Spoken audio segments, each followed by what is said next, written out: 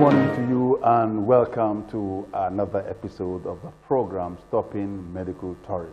A program packaged to inform you that Nigeria has got the best. Nigeria is currently at par with other countries in terms of medical personnel, equipment, and of course, first-class services. Just to inform you that just yesterday, we had 3 successful, kidney transplant here in Nigeria. Of course, in Abuja, Area 11, of course, that's where I'm talking about. 3 successful transplant of kidney.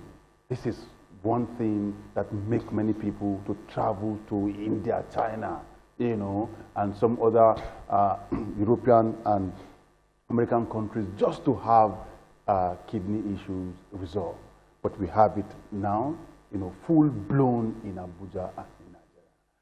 And to discuss, how these things are done, its cost, and of course, the follow-up that definitely is really, really cheap. I have with me your number 1 consultant orthopedic surgeon.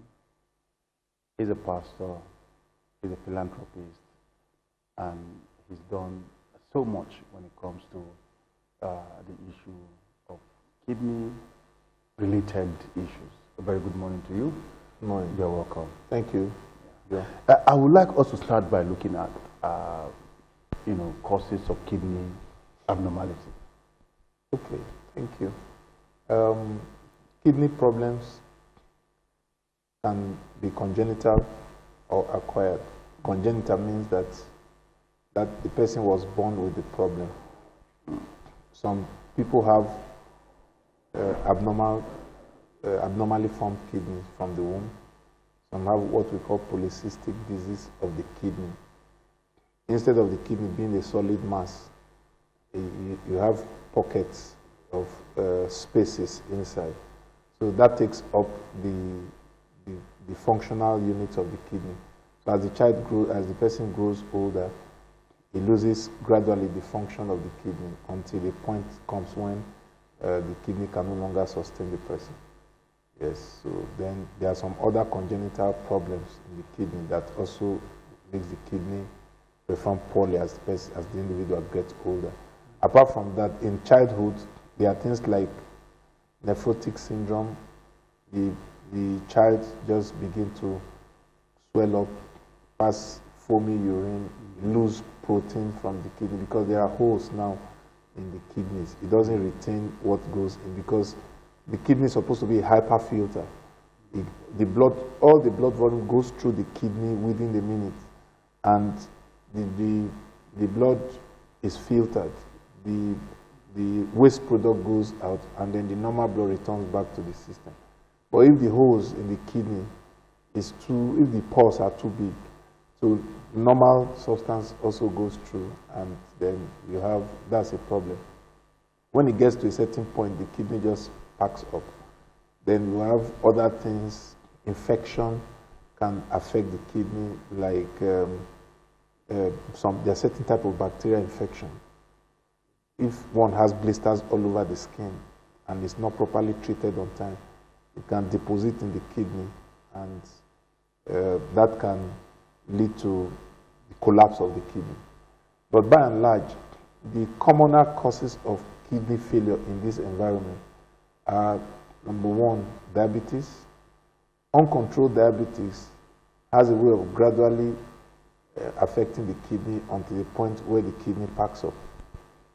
Then hypertension, there's what we call hypertensive nephropathy, where sustained hypertension can knock out the kidneys and the kidney can fail.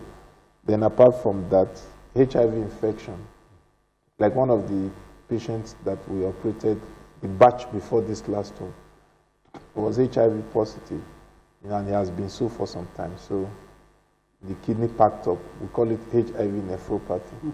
Yes, then we also have the injection of concoction. A lot of Nigerians patronize traditional medicine, and we cannot determine what the content of those medications are. People have argued that these medicines, Our forefathers have used it and all that. Nobody is saying that they are not potent, but the medicine have not been characterized. You don't know what you are taking in, at what dose, on what are you treating, so many things. So when you have that concoction, you mix so many things together. For instance, you know that there are certain tablets that the doctor tells you take 3, or 2 in a day. If you end up taking 50 in a day, you know that, there will be consequences. So that's how the traditional medicines are. The dosage is not clear, and then so many things come in. When you have those concoctions, it tends to pull down the function of the kidney.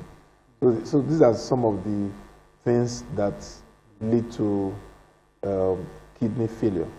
Yes, and most of the time, more often than not, what affects one also affects another.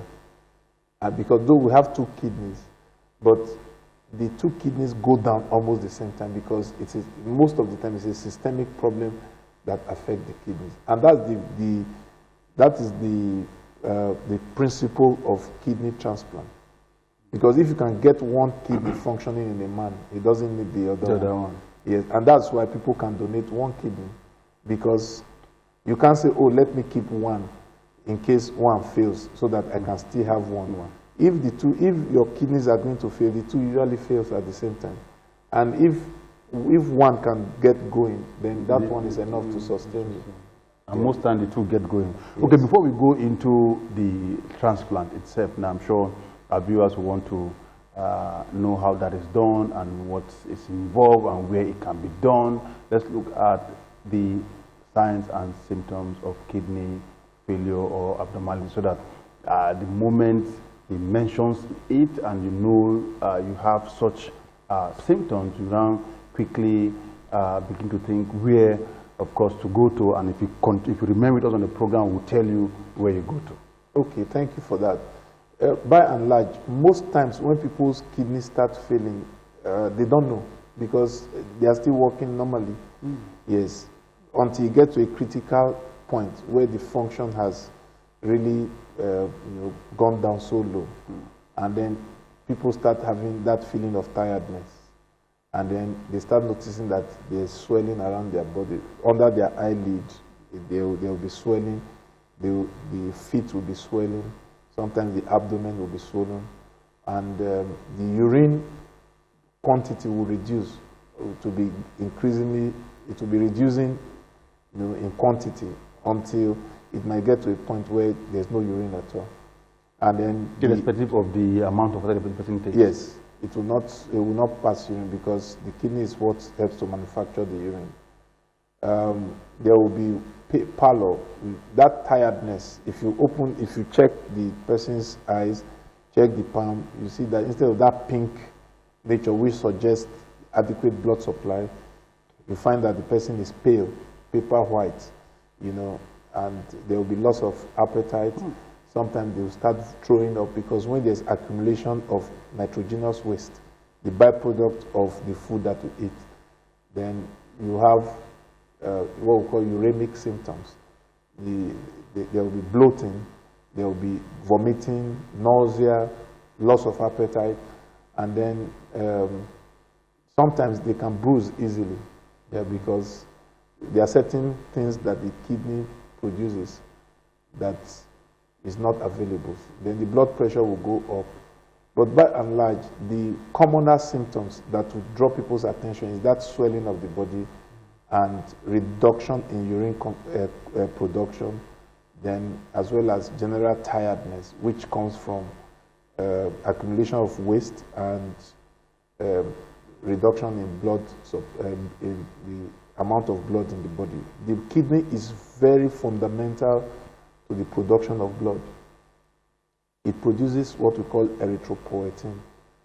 That substance is important to the maturation of the red blood cells. If it's not there, the blood level keeps going down. That's why for people who have kidney problem, the doctors will prescribe erythropoietin for them. They'll take externally, because the one inside that is supposed to be produced by the kidney is not adequate or is not produced at all.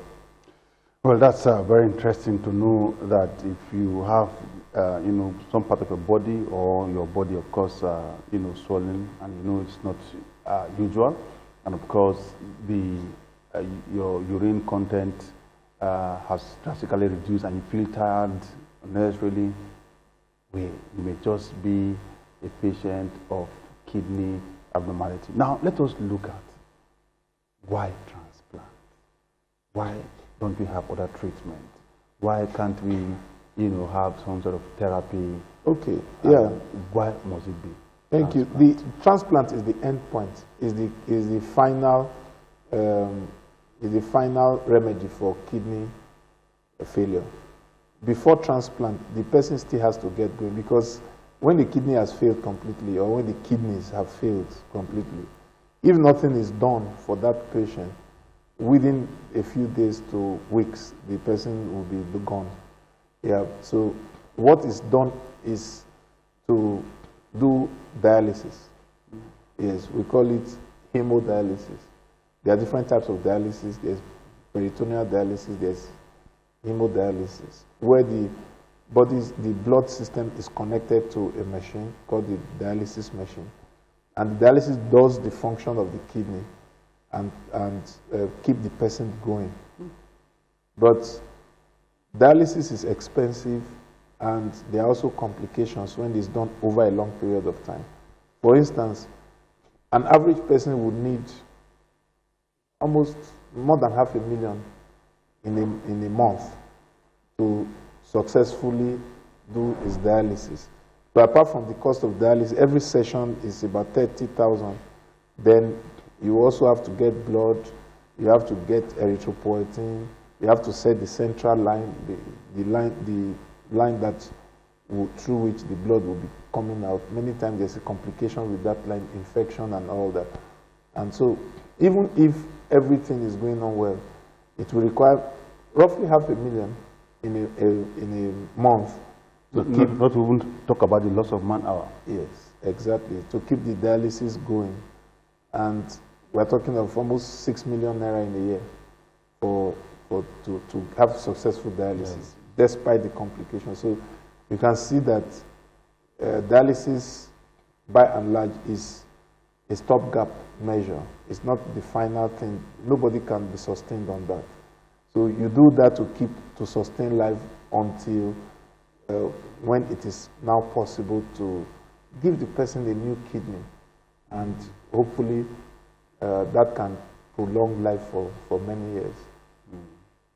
So the kidney that we give to these persons, there are, myths surrounding it. Some say it's plastic kidney, some say, well, kidney from a dead I've man. not heard that before. and all of that. So where do we get this kidney from? Okay, so the kidney transplant procedure is a well-outlined procedure, and it starts from when the person is diagnosed with kidney failure, and the person has come to accept the fact that, okay, this is what is needed to be done, and then consent is gotten. The next thing is to source for donors, and it must be living donors. At this point, healthy ones. Yes. For other transplant, like cornea transplant, if they can be dead donors. But for kidney transplant, it must be healthy living donors. And then the donor's blood is taken for certain tests, as well as the recipient, to make sure that everything there is compatible. There are HLA typing, different types, to make sure that they are compatible. Then after that is done, the kidneys, the donor in focus now is screened to make sure it doesn't have diseases, and then to also make sure that the kidneys, the other kidney that will be left, both kidneys, both the one that is being donated and the one that will be left for him, they are perfectly in order. Because if the kidney function is low, that would be double tragedy, because it can compromise the donor. So all those tests are done to make sure that they are okay. And then the recipient is also screened to make sure that he will not reject the kidney, and that it's safe to give him the kidney, because it's an expensive procedure, and it also has its own risk. But that's actually the only remedy now. So on the day of the surgery, after all the screening, all the legal papers have been done, kidney transplant section is in the National Health Act, and there are laws guiding it. Yes. So after everything is done, the two surgeries must go on at the same time. The donor is in one room, and in one surgical operating theater. The recipient is on the other side. The person receiving the kidney will be operated first. Well, the surgery will start first. They open up the space, and the surgeons are waiting. Then the recipient is lying on the table, and they open him up and carefully remove the kidney.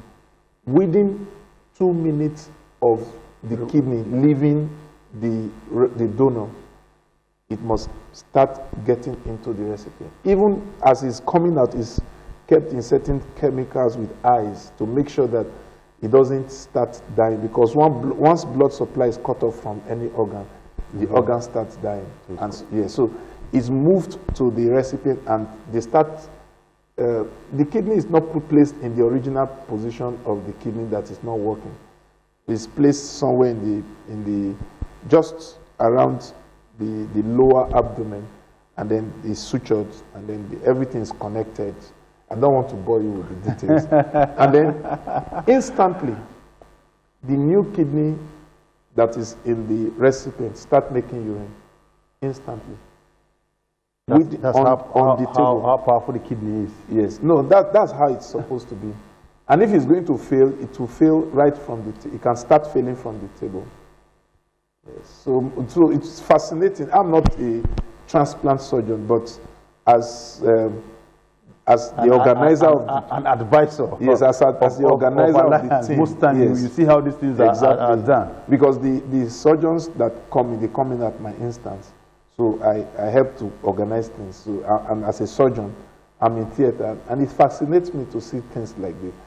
One of the patients that was operated last is an Indian patient.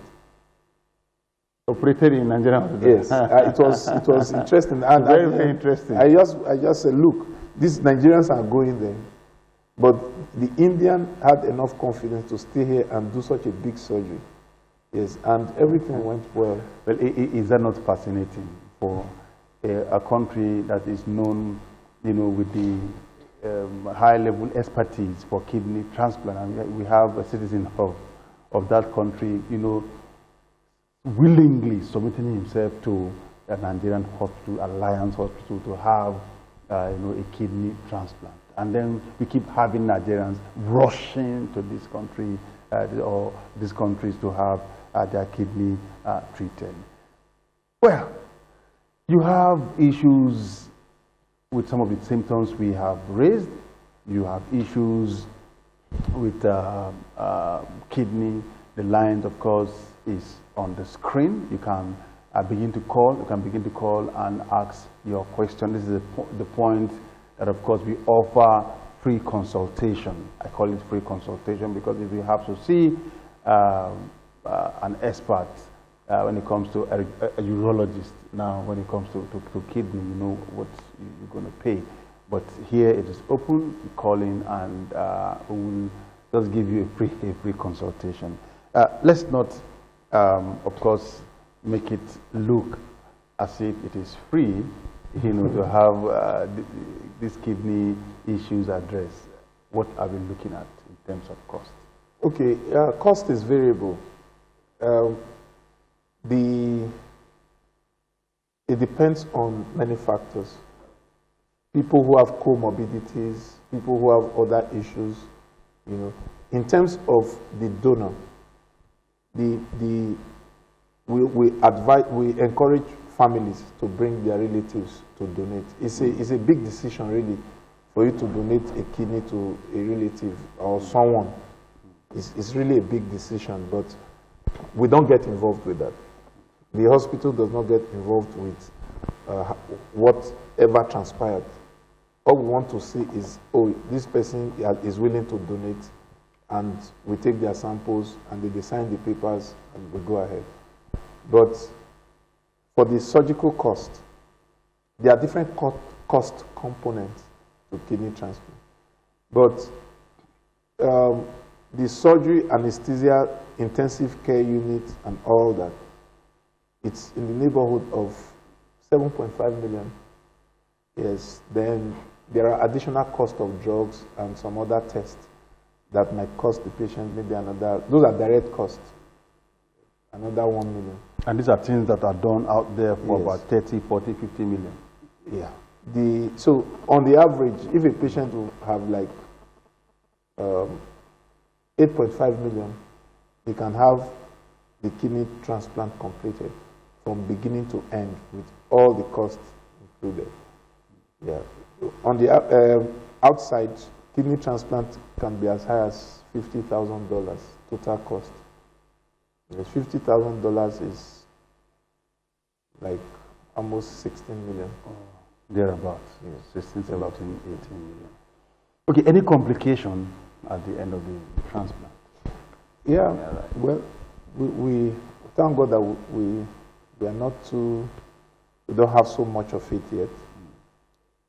Complications can arise anywhere in the world, and that's why the process of screening is rigorous to minimize the complications. Yes, patients can bleed because they've had kidney problem for a long time. The clotting factors might be affected, so bleeding, uncontrolled bleeding, can be a problem, and the kidney the body can reject the kidney either instantly or later on. Yes, and there could be infection. That's why you have to have a standard theater, standard intensive care unit, standard ward, so not to reduce maximally the risk of infection. After the kidney transplant, there's usually immunosuppressants that are given, drugs, heavy immunosuppressant that reduces the body's immunity so that the immune system does not attack the kidney that has just come in. So, and in the process, it also exposes the body to the possibility of infection. So that can happen, you know, and so on and so forth. Okay, we have a first caller. Hello, good morning. Hello, good morning, sir. Your name and where you calling from? Yes, sir. I'm calling from Abuja. My name is Rabi. Okay, Rabi, quickly, what's your question or comment? Yes, I have two questions. Okay. One, I want to ask how a person will know that we have the symptoms. And secondly, the cause Of the transplant? of the treatment and the transplant. All right, thank you. So you'll hear from him shortly. Okay, that's from Rabi. He wants to know the signs and symptoms. We talked about that. Yeah, we talked about it. We just finished with the cause. Yes, swelling of the body, the reduction in quantity of urine, weakness of the body, vomiting, and so on and so forth. Then, in terms of the cost of kidney transplant, somewhere in the neighborhood of 8.5 million would come, or thereabouts. Hello, good morning. Hello, good morning. Your name and where you calling from? Okay, my name is Jordan. Yep. Okay, quickly, your question. Doctor, good morning. Good morning, thank you. I thought that I've been saying the program today. So we don't have time for this for the sake of God. I power my generator. You see, doctor, I don't know why our people are still going to London hospital and Europe and India, whether we have professionals. Who knows how to do this thing with their best? People like you are in Nigeria. I don't see the reason why our president Kuku is still going outside the country with many other big men. And how can we do to make them know that we have all these things we are going to abroad in Nigeria? Thank you. Thank you. Thank you for calling in. That's exactly the idea behind the program, Stopping Medical Tourism. Yes, that's so that we can let people know what's obtainable here. Thank you for your contribution. Okay, Doc, let's look at Okay, sorry, before that, we have another caller. Hello. Hello, good morning. Good morning, your name and where are you calling from? My name is Joe. I'm calling from Guarimpa Estate. Okay, Theophilus, you're calling from Guarimpa Estate. Quickly, your question or comment? Yes, please, doctor. There's what I want to find out. If one wants to find out if he has a kidney problem, which hospital in Africa here can one go for the checkup? I'm sure Joe can answer. Let me answer that. It will be on the screen shortly. That hospital. Put it on the screen. Yeah, on the screen. Just put it on the screen. You see it now. It's Alliance Hospital. Alliance Hospital is where you go to for the treatment. There are many hospitals. There are many, but the one I know is what I will say. The one I know, that is it. I know of this one. I have covered there. I have covered so many transplants, including hip replacement, including what do you call it now, knee replacement. Quite a lot there. It is a one-stop hospital for so many treatments. So, Mr. Okeke, you want to have kidney issues addressed, you go to 5 Malumfashi Close off Emeka in your code number 5, Malumfashi Close. That's where you go to and you have that issue resolved. Hello, good morning. Hello? Hello, good morning. Your name and where you're calling from? Hello? Oh, we lost that caller. There's something that is peculiar when it comes to kidney transplant, and you see that when there is a donor, the family members will just be empathizing with the person. It appears the person is going to, submit to For crucifixion. For crucifixion, like untimely death. Oh, why now? Why would you donate your kidney? Are you the only person that should do that? And all of that. So what is someone must do the noble job. Someone must take responsibility. Someone must express love.